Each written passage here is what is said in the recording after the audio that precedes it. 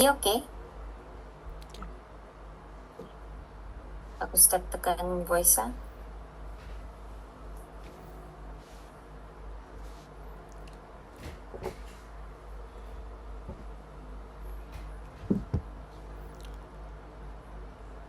Okay, hello and assalamualaikum as well as good evening to our interviewee. The purpose of this assignment is to interview a person who is quadrilingual in order to find out the similarities and differences on how this person has learned his first language and English by using the theories such as Kreshon, Piaget, Vygotsky, and the critical period hypothesis under the subject of second language acquisition. So, can our interviewee introduce a little about himself? Okay, my name is Muhammad Syamil Ali. I'm from Itulus, Sarawak, and I've learned 7 types of languages throughout my life.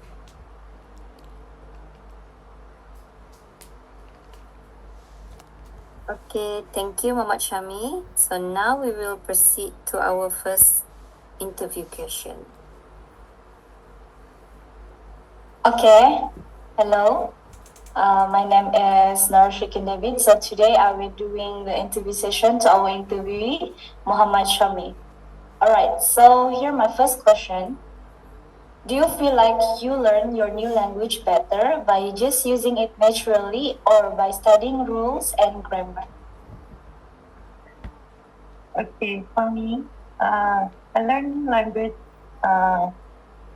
better by studying the rules and grammar because since it's a fundamental, of basic and fundamental to learn the rules and grammar to know how the language works, to learn how the language works basically. Okay, thank you very much, Shami. So the second question is, do you find yourself stopping to think about grammar or vocabulary while you're speaking? And does it help you or does it make speaking harder? For me, I do frequently stop and think about my grammar, about my vocabulary. Since I like to keep my if I want to learn a language, I want to keep it like to make minimum mistakes as possible. And to me, I don't think it's a problem for me uh, since it's a because it's a process of learning a new language. So you need to to think how you need to let yourself to think and process uh, the processes of learning a new language. All right, okay. Thank you, Shami. So the third question, were there certain things like basic words or grammar that you learned first? And did some things come more easily at the start and others later on? Okay, for this question, it kind of depends on the language I currently I learn because different language I approach it differently.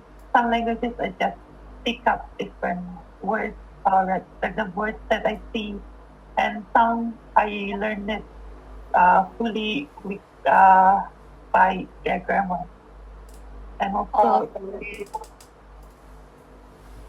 and also it doesn't come up as easily at first. Since I mean, it's a new language. It's not something easy to learn. There's no guidance. All right, great. All right, so the second last question is, when learning a new language, did you find it helpful to listen to or read things that were just a little bit challenging? And what kinds of activities help you understand and improve your English? I mean, your languages. Okay. What do I have to do? Okay. For this question, for me, it's more helpful for me to learn a language by listening to it, since I can I can learn the grammar, how the sentence structure sounds like, how the intonation sounds like. So like by listening to it, I can imagine how the sentence structure should be, and also what type of activity I usually do is like, for instance, if I want to learn Thai, I usually watch uh how do you say watch dramas. If I want to learn like Iban, I usually like I have a group of friends who willing to teach me the language. So you like to the most of your friends to learn together. All right. So the last question: how did your feelings such as confidence, motivations, or anxiety impact your ability to learn or speak each language? Well, I don't usually have anxiety when learning a new language. Uh, Instead, I gain a lot of confidence when I learn a new language. And it's, for me, it's not an easy skill to achieve by yourself. So to me, I feel like it's an accomplishment for me to get a new to gain a new knowledge. Okay, that's such a great answer. Thank you so much, Mama Shami. So I be passed to the next interviewer. Thank you, Shami. You're welcome. So thank you, Shikin. My questions is based on Paget's period of cognitive development.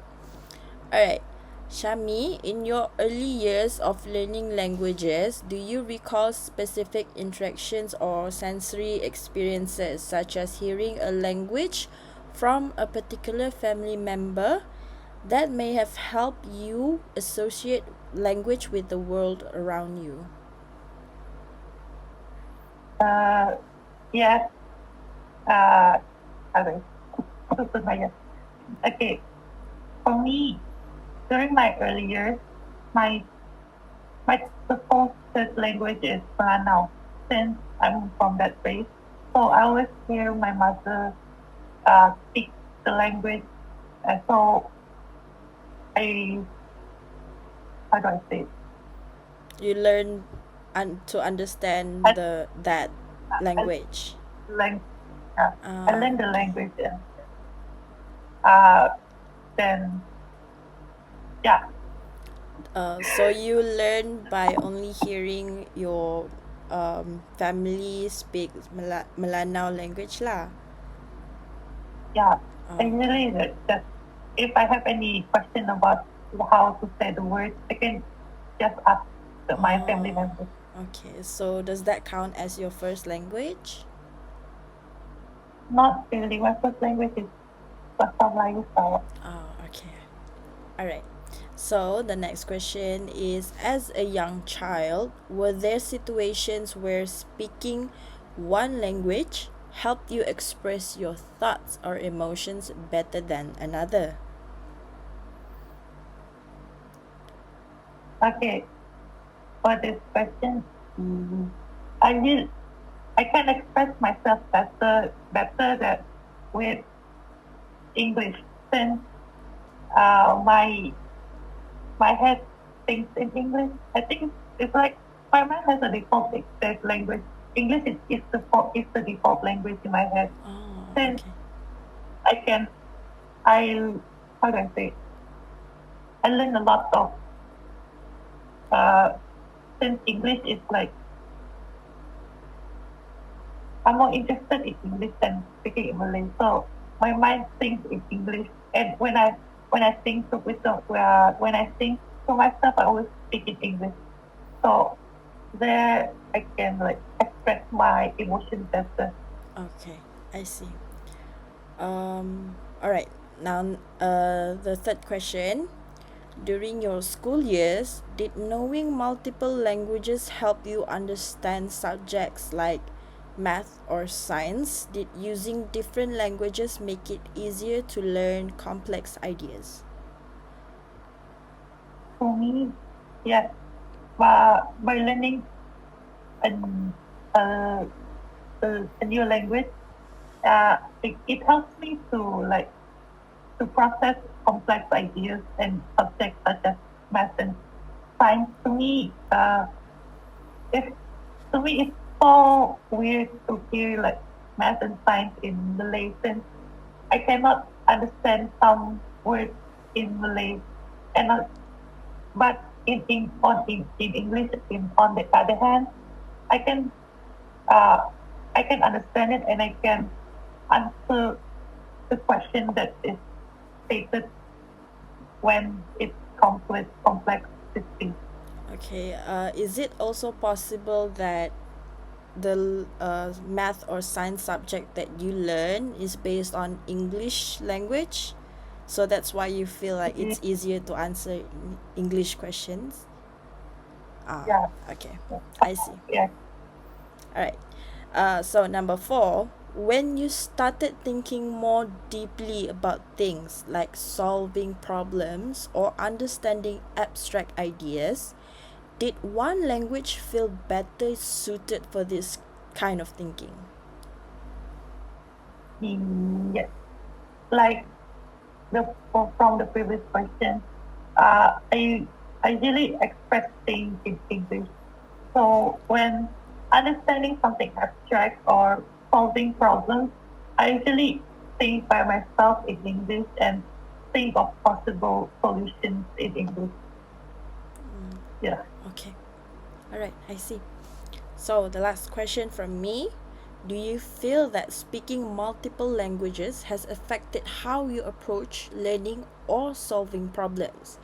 Have you noticed any long term benefits or challenges in being quadrilingual?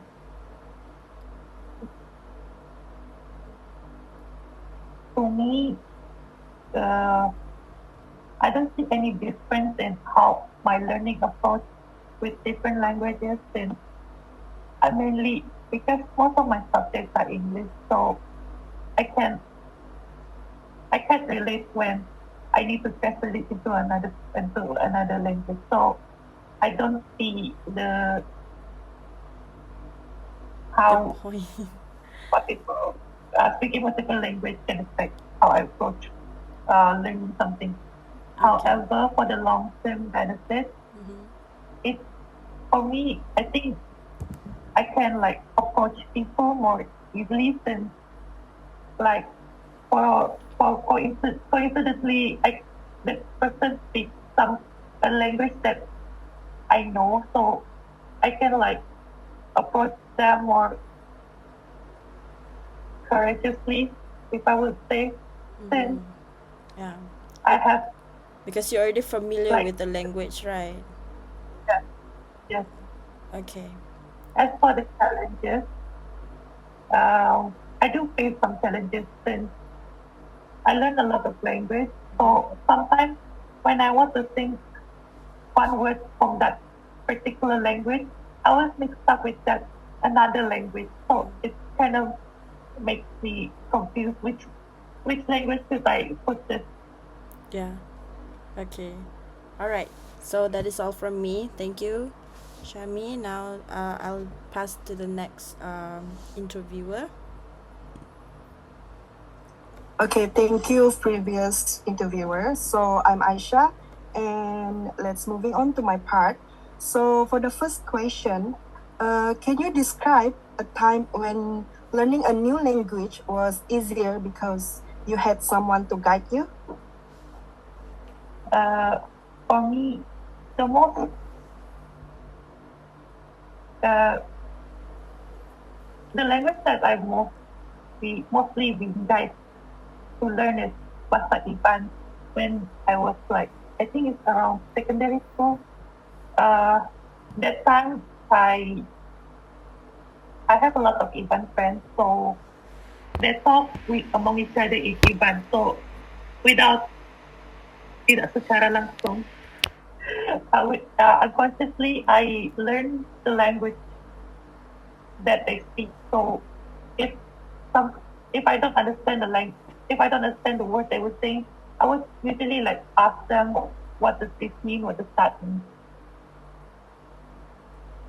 Okay, so for the next question, do you notice that your thoughts switch between different languages depending on what you are doing or the situation you are in? If so, how does this shape your inner dialogue or the way you make decisions?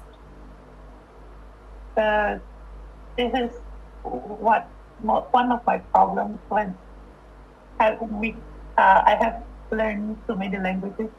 I sometimes sometimes that imagine like sometimes that person doesn't know, like they're from Nanjing, so they don't know any basic languages from here. Sometimes I listen out some other languages, uh, other languages to them, so they don't really understand me. So it's quite hard to, how do I say it?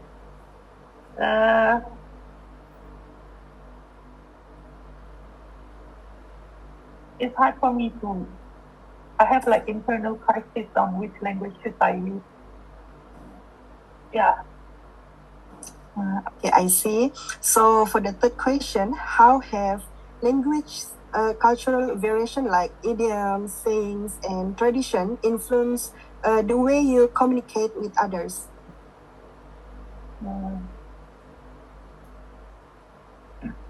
How does For me, I don't really see any cultural variation when I learn a language, but I guess this comes as one. Since uh, since to me, for me, like each languages has like different, how do I say, the volume, the volume, the intonation, how you sound like. Like to me, like Bahasa Iban, it sounds like more, how do I say, more intense, more intense. So yeah, basically it's more intense.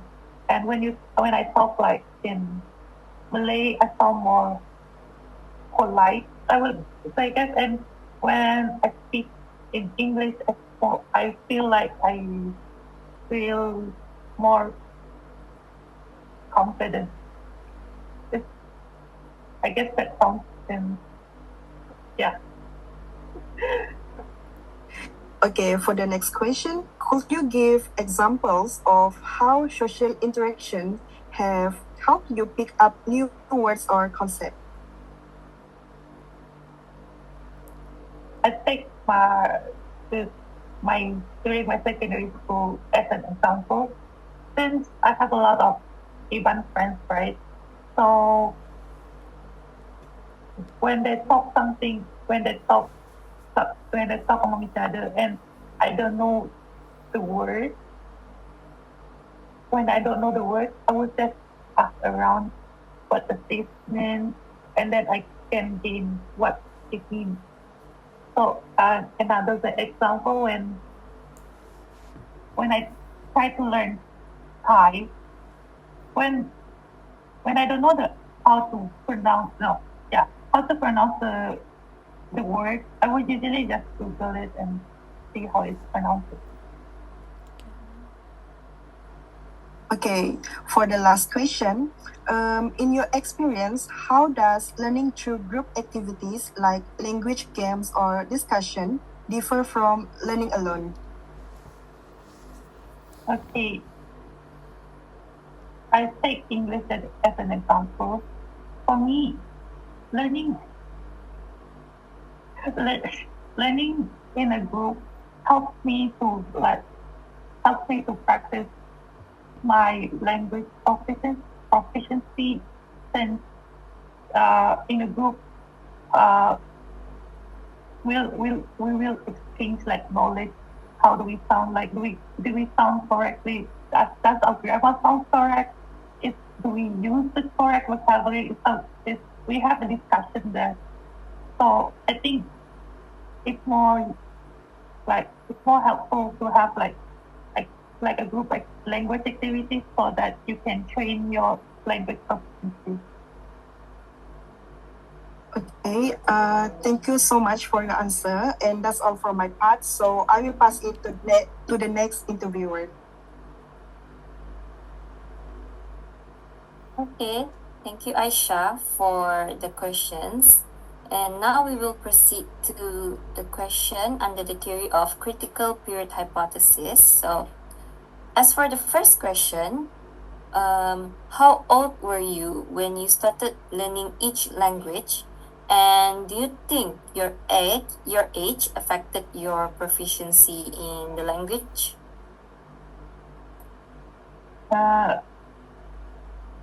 Since I learned a lot of languages, so the ages differ from one another, and in my opinion, I think that when it comes to proficiency, age does come on board.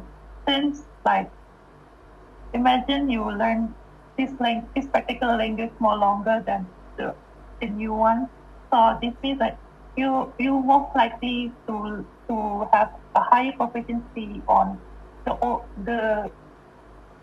language than the new learned language. For me, it I would compare it to my English and to my Thai. Both I learned English throughout my whole life, so I have like a high proficiency on it. And then since I just learned Thai I think 3 years now, it's not as fluent as my English. Okay, so now we will proceed to the second question, which is it easier for you to maintain a native-like accent in certain languages? Why do you maintain the accent? For me, I think I do sound like the native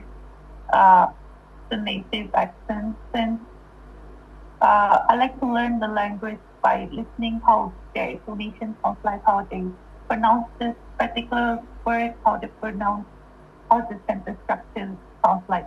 So to me, yeah, I sound like the native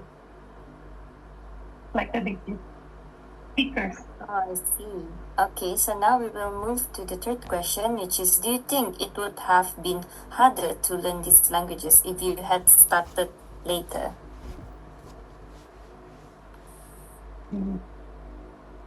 To me, yes. If I would like to start a new language later, it would be more harder to learn, since our brain has its period of since our brain has like a limit to how do I say a limit to Receiving knowledge to learn receive a something, new acquire something. Yeah. Okay. And now we will So- proceed to the fourth question. Oh, do you have anything to add on to the third question? Or Yeah, can I still- proceed? I think you can just put. Okay, so as for the fourth question, do you notice differences in how you process languages, learn through the young ages versus those that you learn later on? Yes, I do notice the difference between the language I learned at a younger age than in my older age. For example, I want to say like my Bahasa Iban and also my English. I would say those two are my most proficient languages that I learned already. So to compare those two, I think I have more proficiency in English since I've been learning English way before I learned Bahasa Iban. And now we will proceed to the final question of this whole interview. Is it easier for you to remember words in languages that you learn at a younger age?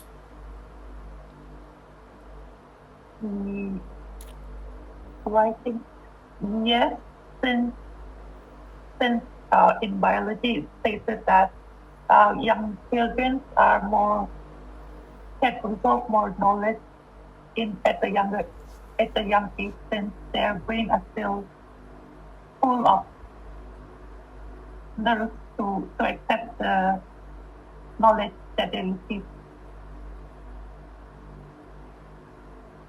All right, so that's all for our interview session. We would like to thank you for joining us tonight, and we were grateful that you have answered hopefully through all the questions that we have provided for you during this interview. So thank you once again. An Which example. language? Something that unique that we rarely can hear in here in Malaysia. Something Like that maybe is unique. Thailand. Yeah, maybe like Thailand. In Thai, it would be some like honeyนะครับ. Wow. Oh, all right. Okay. Okay. Wow. Okay. Okay. Thank you, Shami, once Okay. again. Thank you, Okay. Shami. Good night. สวัสดีค่ะ สวัสดีครับสวัสดีนะครับ Bye.